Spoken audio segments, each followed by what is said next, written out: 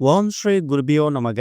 ஓம் ஸ்ரீ மகா பெரியவா சரணம். வரும் டிசம்பர் 19ஆம் தேதி வெள்ளிக்கிழமை அனுமன் ஜெயந்தி. வழிபட வேண்டிய சரியான நேரம், செய்ய வேண்டிய பூஜைகளை பத்தி தான் இந்த வீடியோ டீட்டெயிலாக பார்க்க போறோம். அதுக்கு முன்னாடி நம்மளோட வீடியோஸை இப்போ நீங்க ஃபர்ஸ்ட் டைம் பார்க்குறீங்கன்னா மறக்காம சப்ஸ்கிரைப் பண்ணிக்கோங்க.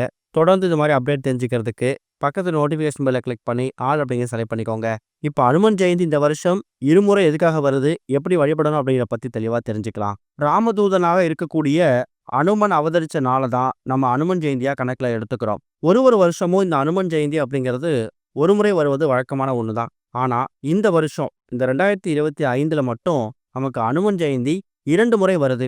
அது எதுக்காக 2 முறை வருது அப்படிங்கிற குழப்பம் நிறைய பேருக்கு வந்திருக்கும். கடந்த ஏப்ரல் 12ஆம் தேதி இதே வருஷத்துல நம்ம அனுமன் ஜெயந்தியை கொண்டாடிட்டு திரும்பி வந்துட்டோம். இப்ப டிசம்பர் 19ஆம் தேதி மறுபடியும் அனுமன் ஜெயந்தி வந்திருக்குன்னா அதுக்கு சில முக்கியமான காரணங்கள் இருக்குது. நாம பயன்படுத்தக்கூடிய அந்த கேலண்டர் அடிப்படையில தான் இந்த வருஷம் நமக்கு 2 முறை அனுமன் ஜெயந்தியை கணிச்சிருக்காங்க.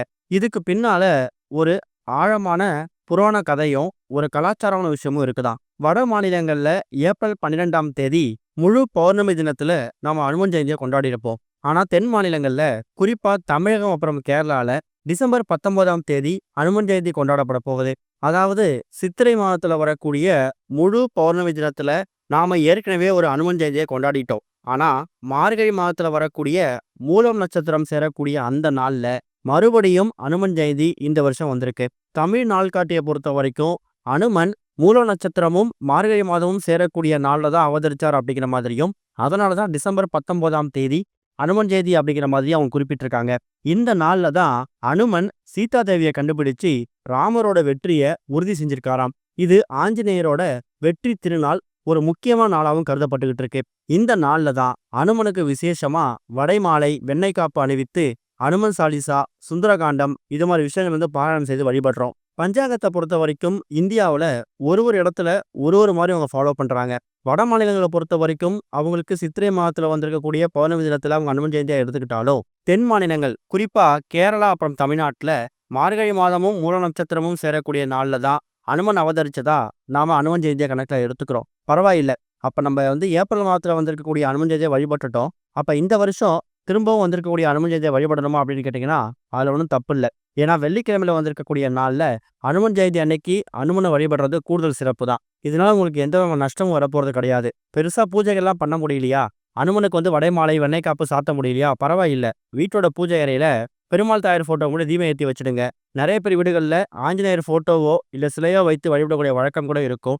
ஏதாவது ரொம்ப எளிமையா நைவேத்தியம் செஞ்சு கூட படைக்கலாம். மாலை ஒரு 6-7 மணிக்கு மேல கோவிலுக்கு போயிட்டு அனுமனை வழிபட்டுட்டு வரலாம். இதுல இன்னொரு விசேஷமும் இருக்கு. கடந்த ஏப்ரல் 12ஆம் தேதி வந்திருந்த அந்த அனுமன் ஜெயந்தி இருக்கு இல்லையா, அதை தவற விட்டவங்களுக்கு மார்கழி மாதம் மூல நட்சத்திரத்துல வரக்கூடிய இந்த ஒரு அனுமன் ஜெயந்தியை நீங்க பயன்படுத்திக்கலாம். அந்த சமயத்துல எங்களால் சரியா பூஜை பண்ண முடியல, நாங்க வீட்டுல இல்ல, நாங்க வெளியூர் போயிட்டோம், அனுமனை வழிபட முடியலையேன்னு கவலைப்பட்டவங்களுக்கு அற்புதமான வரப்பிரசாதம் டிசம்பர் 19ஆம் தேதி வெள்ளிக்கிழமை வந்திருக்கக்கூடிய, அதுவும் மார்கழி மாதமும் மூலம் நட்சத்திரமும் சேரக்கூடிய அந்த நாள்ல வரக்கூடிய அனுமன் ஜெயந்தி தான். கடவுளை எந்த நேரத்துல எப்படி வழிபட்டாலும் ஒரே பலன் தான். அந்த நாள்ல வழிபட்டாலும் சரி, இந்த நாள் வழிபட்டாலும் சரி, எந்த விதமான நஷ்டமும் வந்த போறது கிடையாது.